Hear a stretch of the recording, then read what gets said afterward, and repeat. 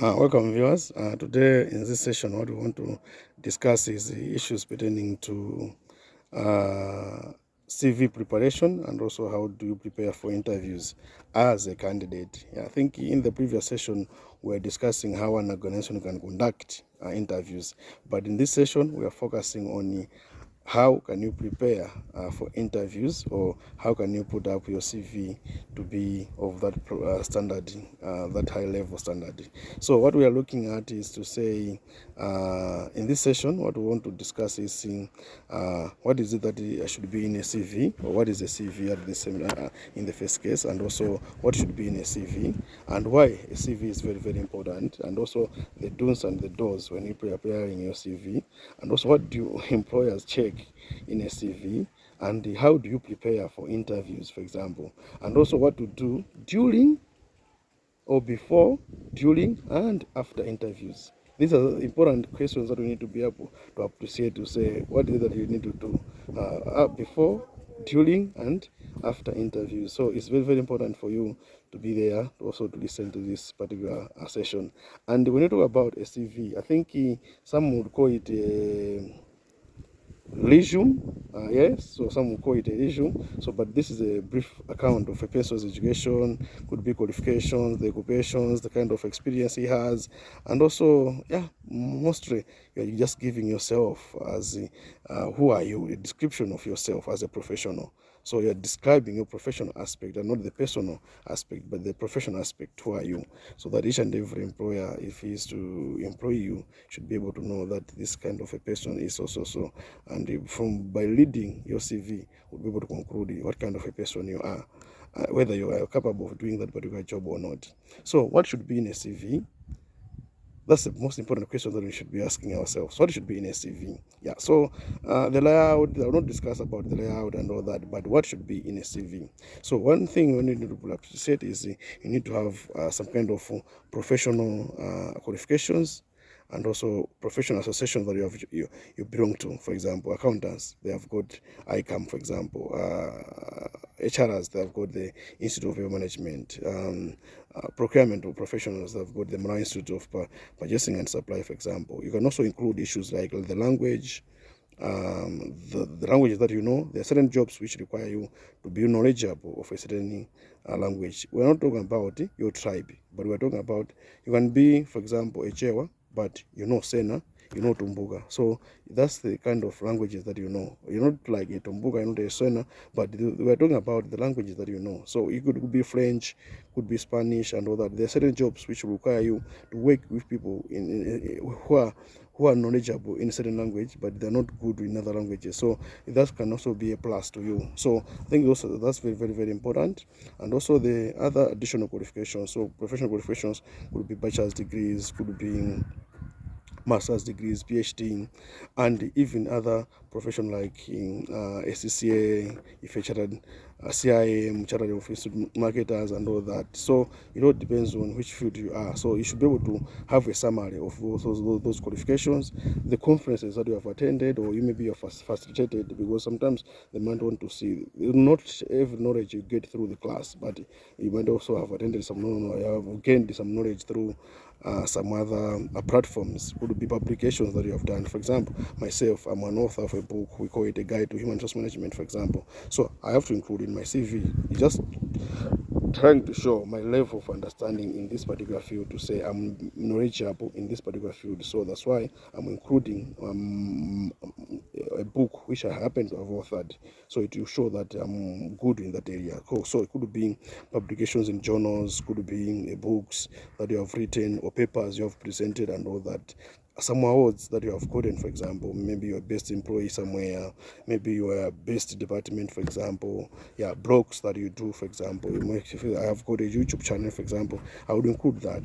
What kind of blogs? I've got LinkedIn, which maybe share my professional experiences, volunteer experiences that you have done before, for example, where I've worked as a volunteer before, for example. So this also enrich your CV, but also at the same time, people will see that, to say this person is a metastatic person, just like office person who just concentrates on office work all that the time, but maybe has got certain roles also that he plays it might carry weight. The work experience that you have done, for example, if you're a fresh graduate, it might be difficult, but yeah, you're on internship and all that. You can include that.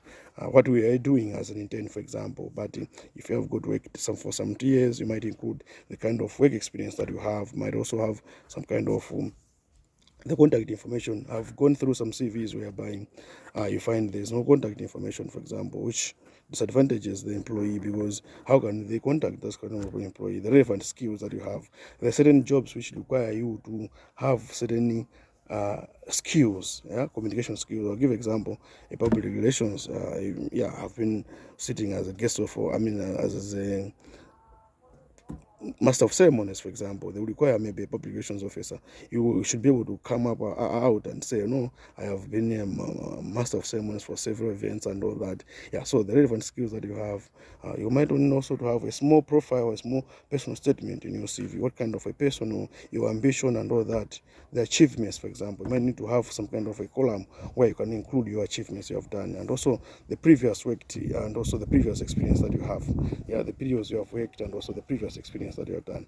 And also, you don't need to describe in a way of what you are doing or what you have done before or what you are doing in the current job, for example. You might also include the kind of dissertation topics, the dissertation, could be the thesis topics that you have done before, and also the courses you have studied, for example.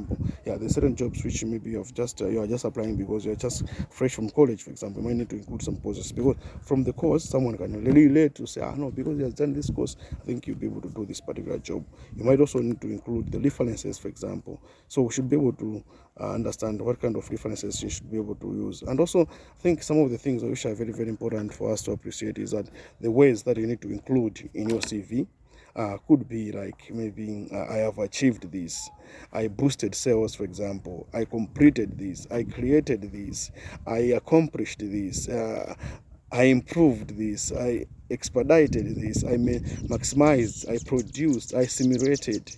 There's like which would be adding value to your CV to say, no, this kind maximized sales, for example, for a certain company, for example, yeah, produced so much within a year, for example. So such kind of words are also very, very important. So you should be using continuous, I think verbs, yeah, continuous verbs. I did this, yeah.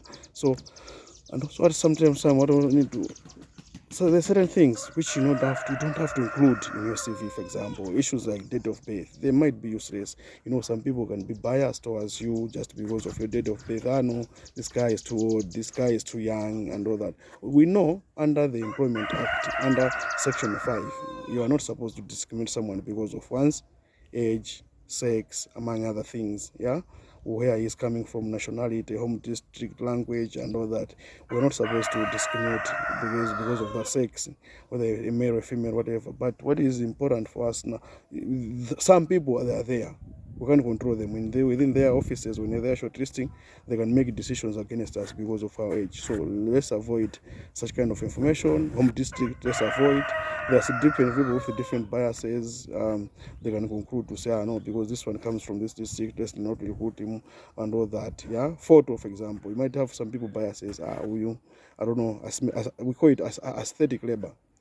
Appearance of a person. People are going to say, no, let's not recruit this one. The way he's looking, no, let's recruit this one because of the way he's looking. All that. So photos, people can have different impressions over you. And also the salary requirements, don't include in your CV salary requirements. Irrelevant social media links, for example, shouldn't indicate like more than 15 years of work experience. You should be specific. I've got 14 years of experience, not more than 20 years. If you are more than 15, express whether it's 20 years, 18 years, and all that. Avoid putting up images, tables to justify a point, for example. The city you reside in, yeah, desperate statements, maybe I'm jobless for the last 2 years. Yeah, that's not necessary within a CV. And why a CV is important. After seeing what you should include in your CV, and also having looked at what you do not include in your CV. So why a CV is important? Because the CV, first thing you know, is makes a good impression to you. You are not there to speak for yourself, but it's your CV which is going to speak for you. So it makes a good impression to employer, and why they should be able to hire you. It highlights all your relevant professional and academic experiences. Well, that's what we need to appreciate. But also, it shows that you are a great fit for the job. So once when one has read your CV, we conclude to say, no, I think this person is fit for this job. And also outline your skills and also experience. And also, it should be able to display, it displays the benefits you offer to the employee. So the employer, by virtue of just seeing your CV, can be able to conclude to say this is a plus to us, can be an advantage to us. But also it grabs the attention of your employer, and also it matches you to the position. But what is important also to appreciate is that we should always be responsible enough not to include any other information like salaries, and also which can be biases within our CV, like the organization I was earning so much. No, that's not very, very important information to include in a CV. So what should you do when you are preparing for CV? Yeah, CV, I think, include honest things. Put information which is true, which you know is true, and also you should write in a simple, honest, and smart manner, and with the proper descriptions and goals. But also you should focus more on your strengths, using of powerful ways. I think I've already explained that, to say enhanced, produced, yeah. Such kind of ways are very, very important when you are preparing your CV. But also you should be able to tailor your CV to the role, not lying, but there are certain things which you need to highlight more when you are preparing for a certain position. If you are applying for a certain position, because you know that position requires someone with that information might be more important. I'll give an example. If you can be recruited, you can be an HR person, for example, but you might find that they are looking for someone who is much into going to court and all that. So you may need to express more what you have done over the years, in terms of how many times have you been to IRIC, what processes are involved when it comes to the IRIC work and all that, compare it to these other things like recruitment, whatever, because maybe 80% of your job will be doing the court-related issues. So you should be able to put more highlight on the issues that are related to the court issues. Yeah, but also you should be able to prepare a summary of your achievements, and also make your CV visually pleasing and readable. You should be able to check the grammar, spellings, and font. Very, very important. Pena umaitaona kuti achosa fonti apa akaisiya apa inangokopera pena pake zinthu wakopera pa CV ya munthu ina iyo, font yosiyana and all that. Work on that. You check your grammar, spelling. Ask someone to check for you all that. Don't forget contacts. I think we have seen some CVs without contacts, which is very bad, within when you are want to apply for a job. So what not to do when you are preparing a CV? Avoid use of jargons. Yes, when you are doing your CV, avoid use of jargons, recycled buzzwords. Explain the gaps in work history. Include don't include the salary, and also some salary information and expectations, and also you don't have to lie within your CV. Yeah, and also make a catching format. You don't have to mess up your CV with a dull format and layout. You don't have to use the irrelevant information and unnecessary references, for example. Yeah, negative information like dismissed, I was dismissed, and all that. Avoid such kind of information. Yeah, explaining the gaps in your history. Avoid such kind of information. Yeah, so whenever you are doing that, be mindful that we will go into another process, which will go the CV analysis by the employer. So whenever he is shortlisting, for example, be analyzing the CVs. So we'll be looking at the positives and the negatives in your CV. So if you put some information which they can be construed as negatives, you might find you don't stand a better chance to be shortlisted. So what you need to appreciate is also to say, what do employers check in your CV, for example, when they are shortlisting? Yeah, they will check the grammar, for example. They will check the relevant experience, for example. They will check the key skills, for example. They will check the gaps in work history.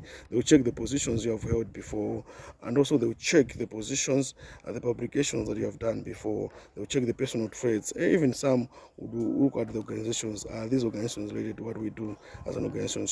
Sometimes the others will say, we want someone with experience in banking, want someone with experience in FMGs, for example. Yeah, so they want to look at what the linkage is bringing, because maybe if you're working in a different sector, you might be there in terms of how activities are done, but when you go into the private sector, you might find that you are working, the working environment is always hard.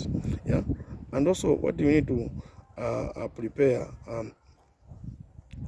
Our CV should be done in a very professional way.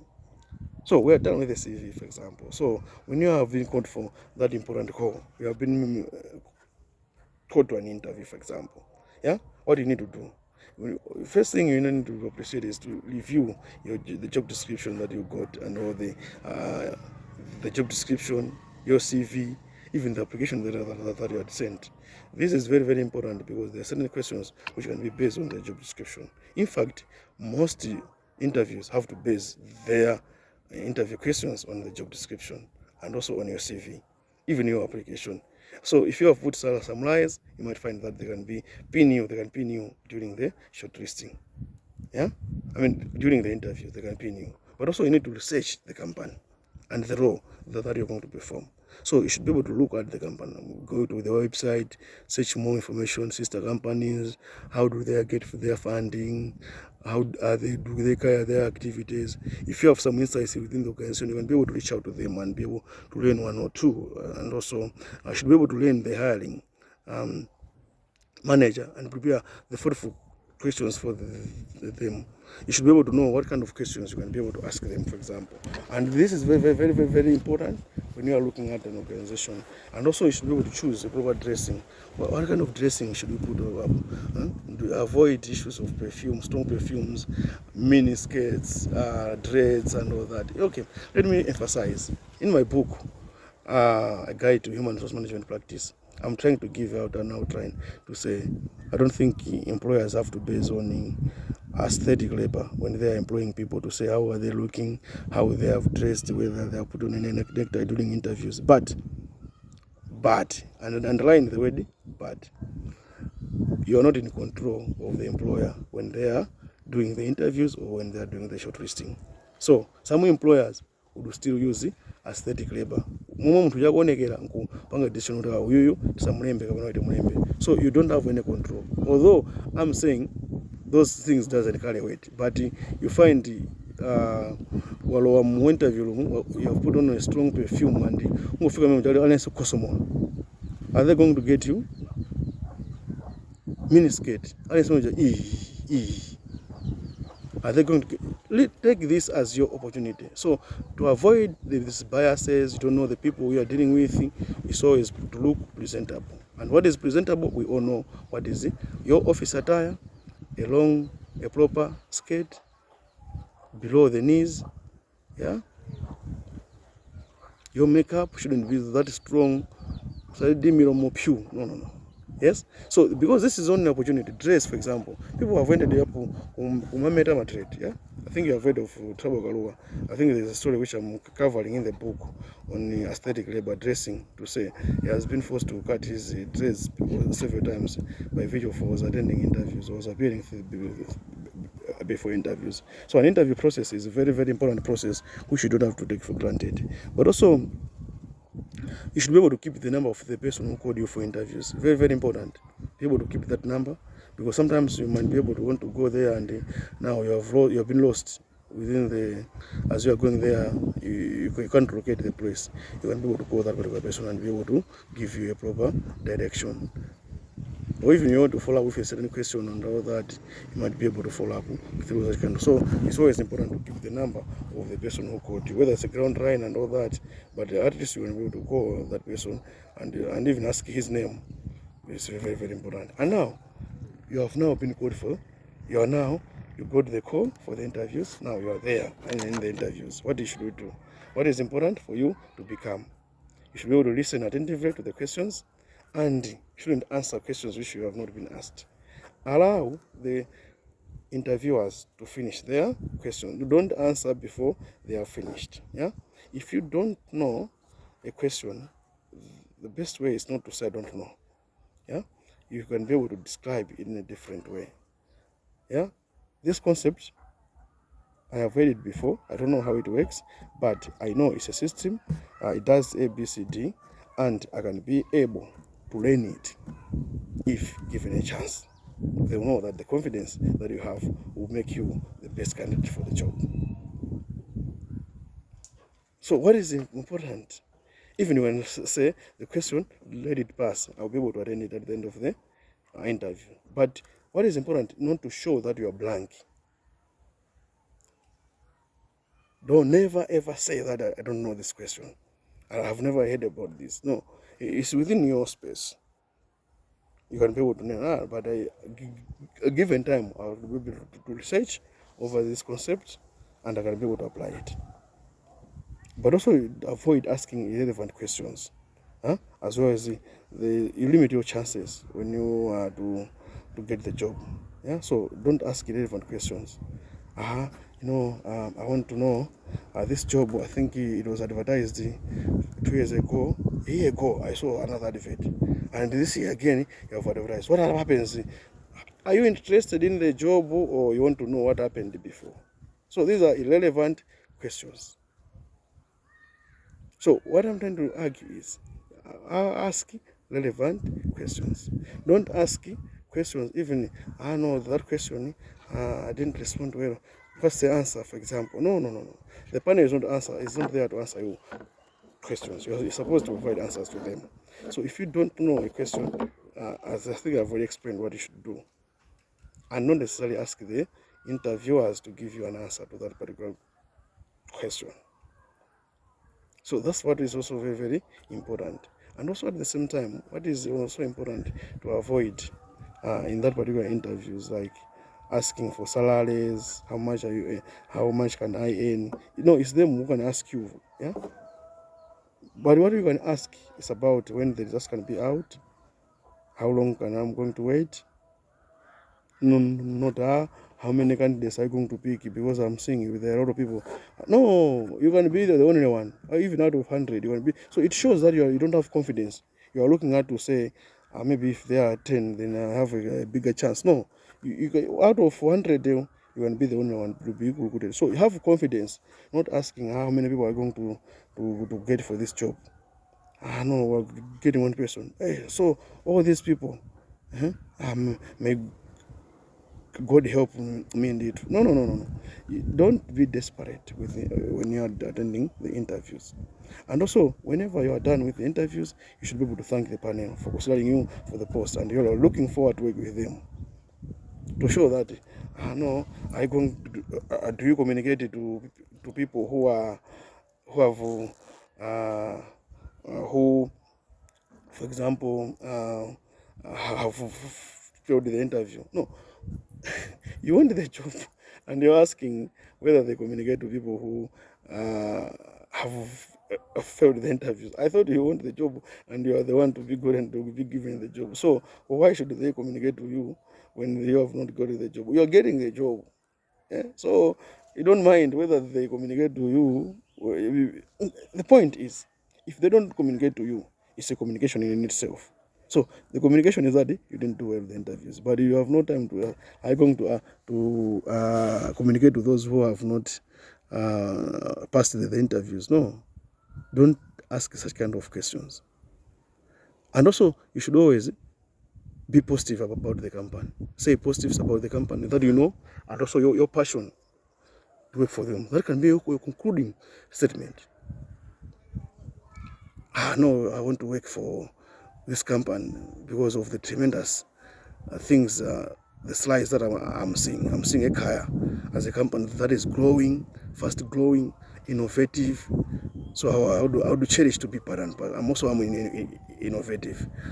I want to be part of this company. And you find the panelists, like, they're shaking their heads, up, down, yeah. Yes, we want you.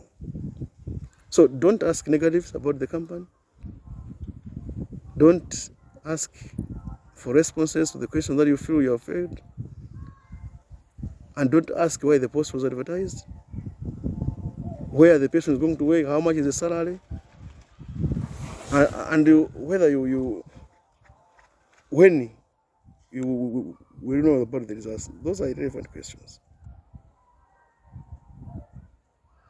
Read the conversation. Don't ask how many candidates are needed for the job. Do not ask personal questions. Lead the conversation, but not overtake the interviews.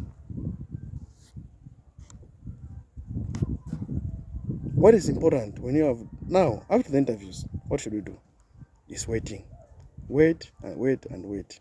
Don't call them or email them. It shows how desperate you are. My friend, when it's your job, it's your job. If it's your job, it's what? It's your job. Wait. I've said the lack of communication from them on the interview results is a communication in itself. It means you didn't do well. It's not like you have failed. You could have passed the interviews, but they got for the number one. You got 84, the other one got 85.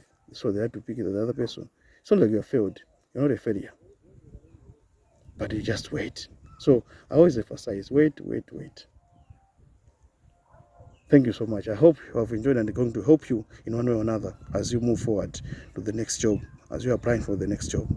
Work on your CV, practice on how you can prepare for interviews, what you should do during interviews, and what you should do after interviews.